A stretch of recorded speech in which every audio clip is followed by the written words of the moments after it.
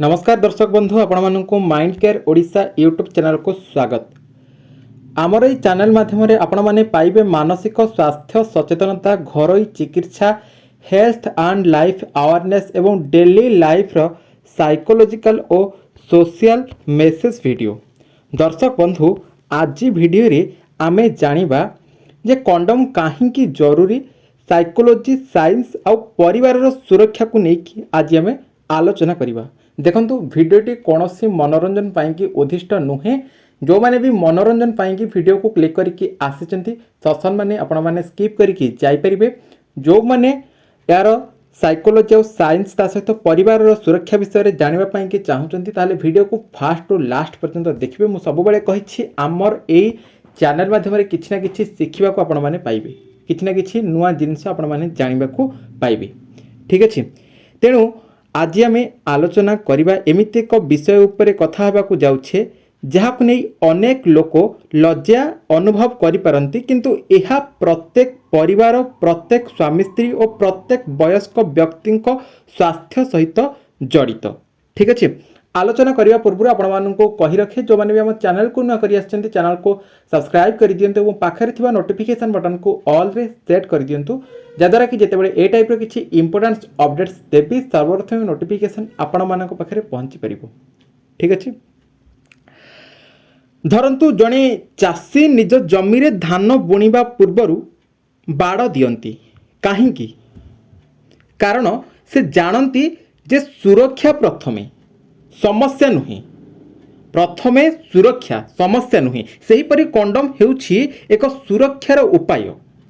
यह केवल गर्भधारण रोकिबा पाई नुहे बरम उभय साथी स्वास्थ्य सुरक्षा पाई मध्य जरूरी।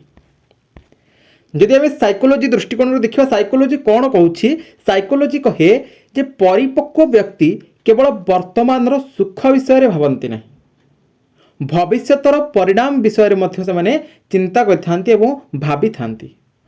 अर्थात रेस्पॉन्सिबिलिटी, दायित्वबोध हेउछि परिपक्वतार चिन्ह। कंडोम व्यवहार करिबा अनेक समय रे दायित्वशील निष्पत्तिर एक उदाहरण हेई पारे। गर्भधारण रोकिबारे साहाय्य, धरंतु जड़े दंपति एबे शिशु चाहू नाहंती, से माने प्रथमे चाकरी चाहूचंती, घर द्वार चाहूचंती, आर्थिक स्थिति को सुदृढ़ करबा पई कि चाहूचंती। एई परिस्थिति रे परिवार योजना बा फैमिली प्लानिंग अत्यंत गुरुत्वपूर्ण। साइकोलॉजी कहे जे योजनाबद्ध निष्पत्ति मानसिक चाप को कमाई पारे।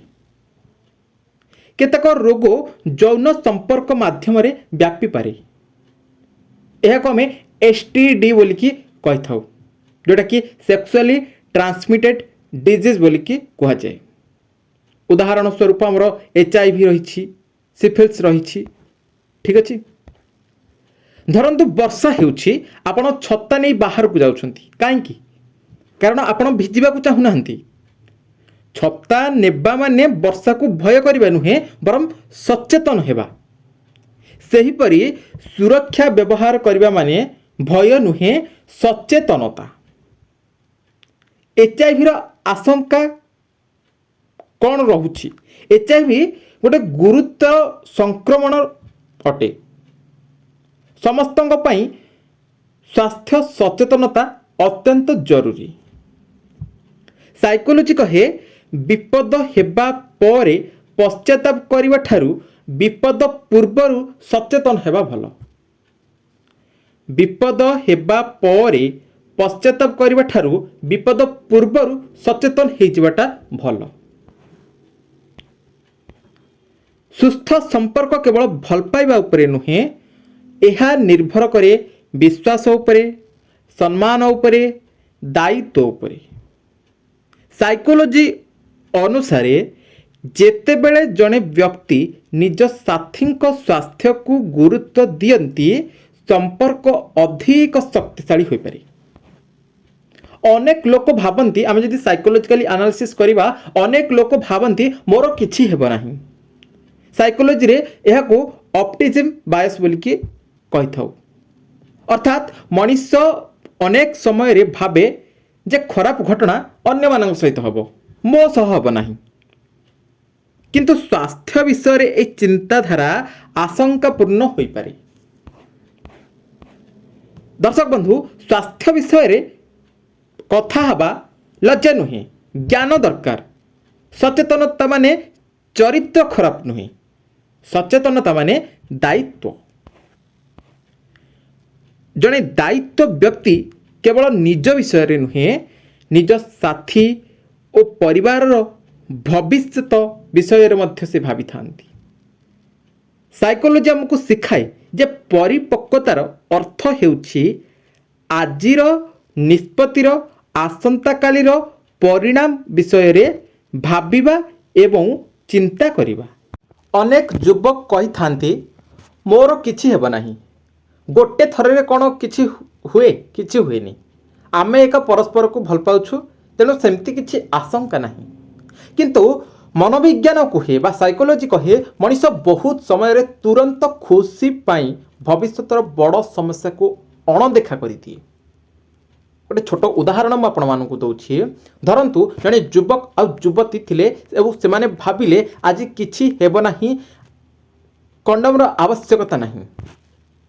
ସେତେବେଳେ ସେମାନେ ଖୁସି ଥିଲେ, କିନ୍ତୁ ପରଦିନ ତାଙ୍କ ମନରେ ବିଭିନ୍ନ ପ୍ରଶ୍ନ ଘୁରି ବୁଲିଲା। ଯଦି ଗର୍ଭଧାରଣ ହୋଇଯାଏ ତେବେ କ'ଣ ହେବ? ଯଦି କୌଣସି ରୋଗ ହୋଇଯାଏ ତେବେ କ'ଣ ହେବ? ଘରେ ଜାଣିଲେ କ'ଣ କହିବେ? ଭବିଷ୍ୟତରେ କ'ଣ ହେବ? ଏଇ ଭୟ, ଏଇ ଚିନ୍ତା, ଏଇ ଅପରାଧ ବୋଧ ଅନେକ ସମୟରେ ମଣିଷକୁ ରାତିରେ ଶୋଇବାକୁ ମଧ୍ୟ ସେ ଦେଇନଥାଏ। କଣ୍ଡମ କିଛି ଯୌନ ସଂକ୍ରମଣ ରୋଗକୁ ଛଡ଼ାଇବାରେ ସାହାଯ୍ୟ କରିଥାଏ, ନ ହେବା ପାଇଁକି HIV, ଏଡ୍ସ, ସିଫିଲିସ୍ ଏସବୁ ରୋଗ ନ ହେବା ପାଇଁକି ସାହାଯ୍ୟ କରିଥାଏ। ମନୋବିଜ୍ଞାନରେ ଗୋଟେ ଧାରଣା ରହିଛି, ମୋ ସହ ଖରାପ କିଛି ହେବ ନାହିଁ। ଏ ଭାବନା ଅନେକ ଲୋକ ଭାବନ୍ତି ଦୁନିଆରେ ଅନ୍ୟମାନଙ୍କ ସହିତ ସମସ୍ୟା ହେବ, ମୋ ସହିତ କିଛି ହେବ ନାହିଁ। ଏହା ମଣିଷର ମସ୍ତିଷ୍କର ଏକ ସାଧାରଣ ଭୁଲ ଧାରଣା।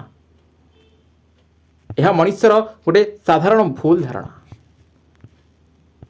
ଅନେକ ଲୋକ ଭାବନ୍ତି ଗର୍ଭଧାରଣ ନହେଲେ ହେଲା, କିନ୍ତୁ ବାସ୍ତବରେ କଣ୍ଡମ ମାନସିକ ଶାନ୍ତି ମଧ୍ୟ ଦିଏ। କାରଣ ପରେ ଆପଣଙ୍କ ମନରେ ବାରମ୍ବାର ଭୟ ଆସିବ ନାହିଁ ଯେ କ'ଣ ହେଇଥିଲା, କ'ଣ ହେଲା, ଭୁଲ ହେଲା କି ଠିକ୍ ହେଲା କି, କୌଣସି ସମସ୍ୟା ହେବନି ତ, ଏଭଳି କିଛି ବି ଆପଣଙ୍କ ମନରେ ଭୟ ଆସିବ ନାହିଁ। ଅନେକ ଲୋକ କୁହନ୍ତି, ମୋତେ ବିଶ୍ୱାସ କର, ମୋର କଣ୍ଡମ ଦରକାର ନାହିଁ। କିନ୍ତୁ ସତ୍ୟପ୍ରେମ କେବଳ ବିଶ୍ୱାସ ନୁହେଁ, ସତ୍ୟପ୍ରେମ ହେଉଛି ସାଥୀଙ୍କ ସ୍ୱାସ୍ଥ୍ୟର ଚିନ୍ତା କରିବା, ତାଙ୍କ ଭବିଷ୍ୟତର ଚିନ୍ତା କରିବା, ଅନାବଶ୍ୟକ ଆଶଙ୍କା ଠାରୁ ଦୂରେଇ ରହିବା। ଦର୍ଶକ ବନ୍ଧୁ, ଦାୟିତ୍ୱଶୀଳ ବ୍ୟକ୍ତି ସେ ନୁହେଁ ଯେ କେବଳ ନିଜ ଇଚ୍ଛା ପୂରଣ କରେ। ଦାୟିତ୍ୱଶୀଳ ବ୍ୟକ୍ତି ସିଏ ଯେ ନିଜ କାମର ପରିଣାମ ବିଷୟରେ ଭାବେ। ତେଣୁ କଣ୍ଡମ ଭୟର ପ୍ରତୀକ ନୁହେଁ, କଣ୍ଡମ ହେଉଛି ସଚେତନତା, ଦାୟିତ୍ୱ, ସମ୍ମାନ ଏବଂ ନିଜ ପାଇଁ ଆଉ ନିଜ ସାଥୀଙ୍କ ସୁରକ୍ଷା ପ୍ରତି ଚିନ୍ତାର ଗୋଟେ ପ୍ରତୀକ। ମନେ ରଖନ୍ତୁ, କିଛି ମିନିଟର ଅସାବଧାନତା କେବେ କେବେ ଅନେକ ମାସ କିମ୍ବା ଅନେକ ବର୍ଷର ଚିନ୍ତାର କାରଣ ହୋଇପାରେ। ଆଉ କିଛି ସେକେଣ୍ଡର ସଚେତନତା ଆପଣଙ୍କୁ ଦୀର୍ଘ ସମୟ ମାନସିକ ଶାନ୍ତି ଦେବାରେ ସହାୟକ ହୋଇଥାଏ। ଏଥିସହିତ ସଚେତନ ହେବେ ଯୁବପିଢ଼ି ଏବଂ ଉନ୍ନତ ହେବ ଓଡ଼ିଶା। ଜୟ ଜଗନ୍ନାଥ।